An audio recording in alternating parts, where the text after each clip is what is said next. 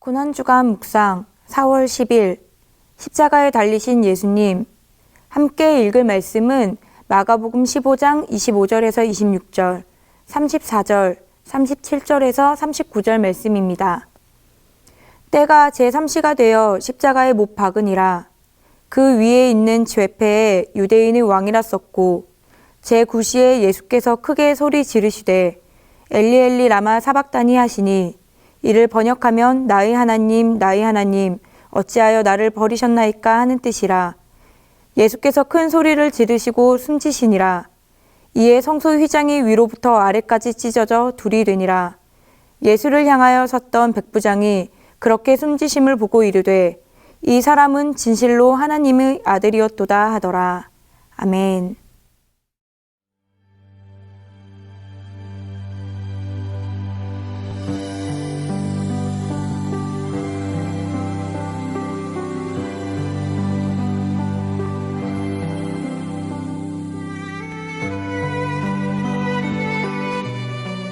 스코틀랜드 북부 지방의 한 작은 마을에 마이클이라는 목동이 살고 있었어요. 마이클은 양들에게 신선한 풀을 먹이기 위해 아침 일찍 일어나 양떼를 몰고 산으로 올라갔어요. 마이클이 양떼를 거닐고 산으로 가는 계곡에는 철교가 놓여져 있었어요. 이 철교를 지날 때쯤이면 어김없이 기차가 지나갔어요. 그러면 마이클은 힘껏 손을 흔들었어요. 안녕하세요! 반가워요! 기관사 아저씨도 승객들도 늘 반갑게 맞아주는 이름 모를 목동에게 손을 흔들며 미소 짓고 지나갔어요. 어느 날 밤이었어요. 심한 폭풍으로 계곡에 물이 넘쳐 철교의 중앙 부분이 그만 급류에 휩쓸려 떠내려가고 말았어요. 이른 아침, 양떼를 몰고 산으로 가던 마이클은 부서진 교각을 발견했어요. 아니, 이를 어쩌지? 만약 기차가 이곳을 지나간다면 수많은 사람이 깊은 물속으로 빠져 죽게 될 거야. 참, 맞아! 지금쯤이면... 아니나 다를까 저쪽에서 기차 소리가 들려왔어요. 큰 위험을 직감한 마이클은 기차가 달려오는 쪽을 향해 달려갔어요. 그리고 기차가 나타나기 시작하자 입고 있던 코트를 벗어서 기찻길 한가운데 서서 힘차게 흔들었어요. 기관사 아저씨! 위험해요! 기차를 멈추세요! 저 앞에 뭐지? 기관사는 저 앞쪽에 무언가가 움직이는 것을 발견했어요. 그것은 다름 아닌 매일 자신을 반겨주던 목동이었어요. 아니, 저 아이가? 근데 오늘따라 왜 저기?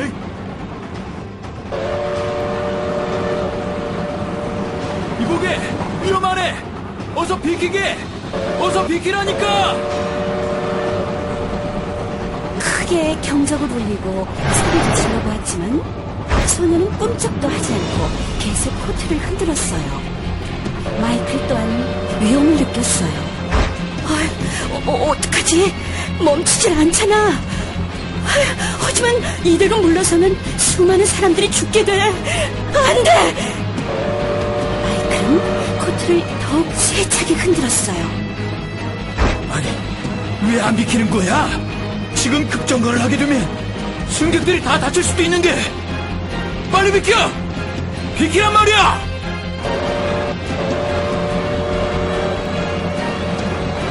아저씨! 제발 멈춰요! 위험해요! 기차가 점점 소년 가까이 다가왔어요. 마이클은 눈을 찔끔 감고 계속 코트를 흔들었어요. 안 되겠다. 에이!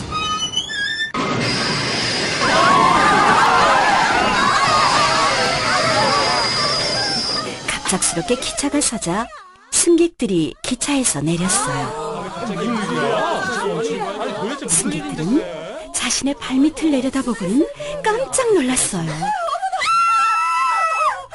끊어진 철로 밑으로 시퍼런 급류가 흘러가고 있었어요. 기차를 세우지 않았다면 모두 죽고 말았을 거예요.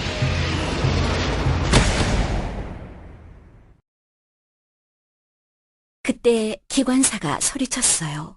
여러분, 여기 좀 보세요. 끊어진 철로 한편에는 소년이 온몸에 피를 흘린 채 쓰러져 있었어요. 소년의 몸은 이미 싸늘히 식어 있었어요. 양들도 자신들의 주인의 죽음을 아는 듯 음매하며 울었어요. 너의 핏값으로 우리의 목숨을 살렸구나.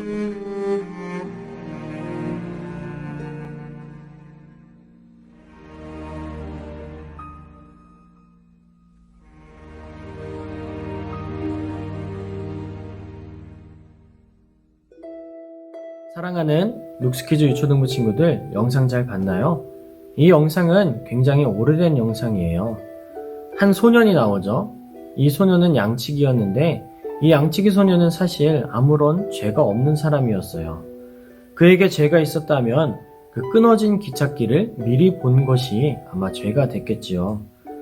영상에서 본 것처럼 기차는 전속력으로 달려오고 있고, 그리고 앞에 기찻길은 끊어져 있고, 차라리 그 소년이 그 끊어진 기찻길을 보지 않았으면 더 좋을 뻔했겠어요. 이 양치기 소년은 이때 어떻게 해야 될지 아마 많은 고민을 했을 거예요.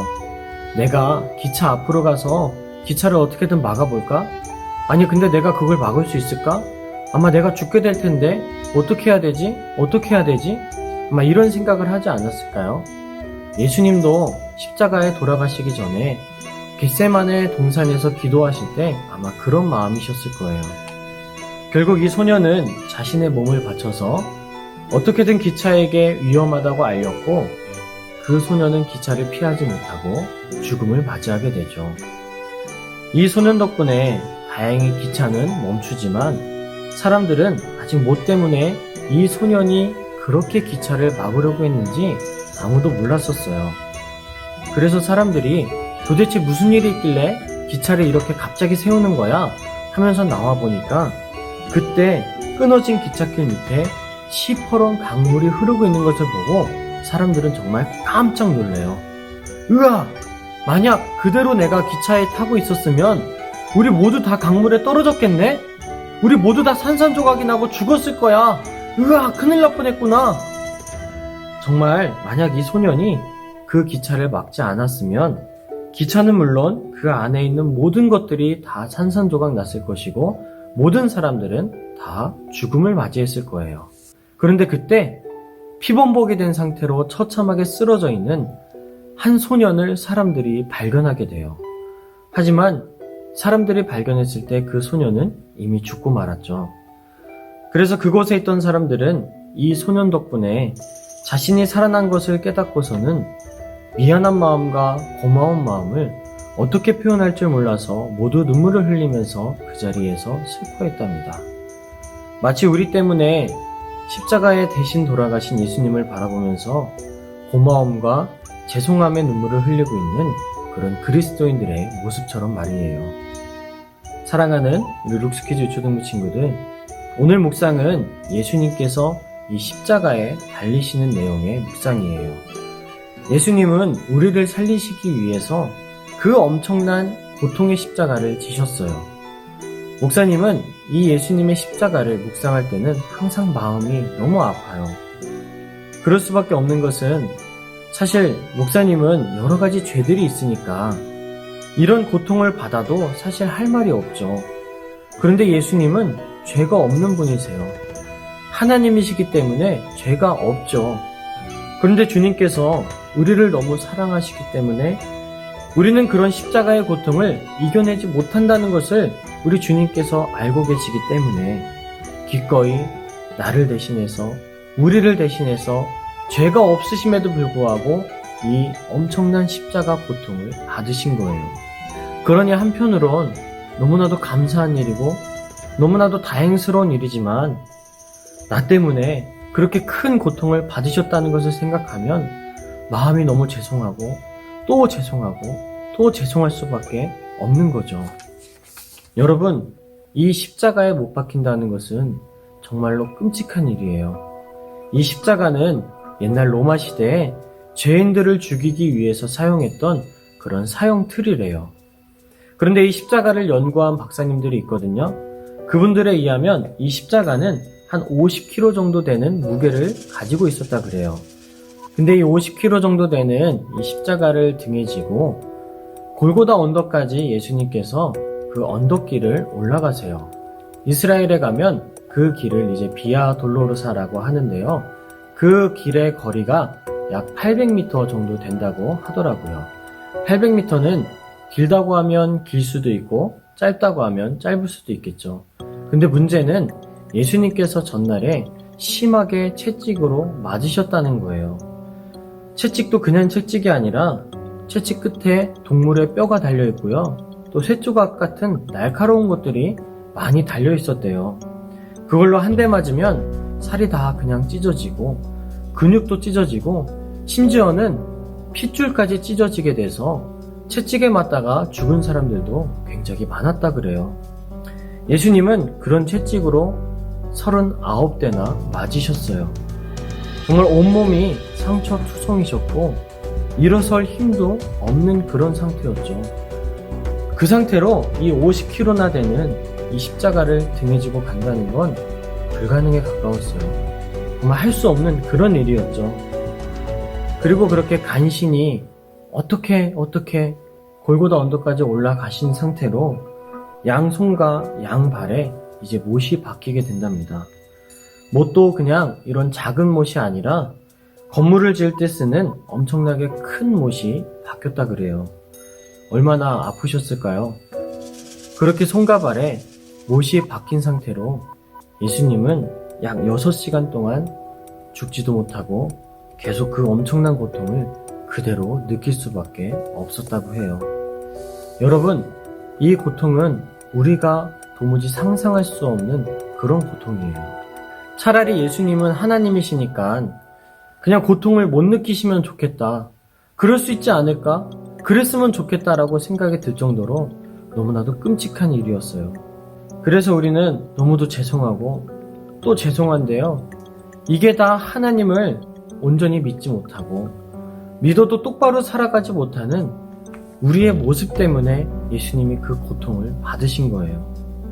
여러분, 이 고난주간에 그리고 약 2000년 전에 십자가에 못 박혀 그 큰 고통 속에서 돌아가신 예수님을 정말 쉽게 생각하지 않았으면 좋겠어요.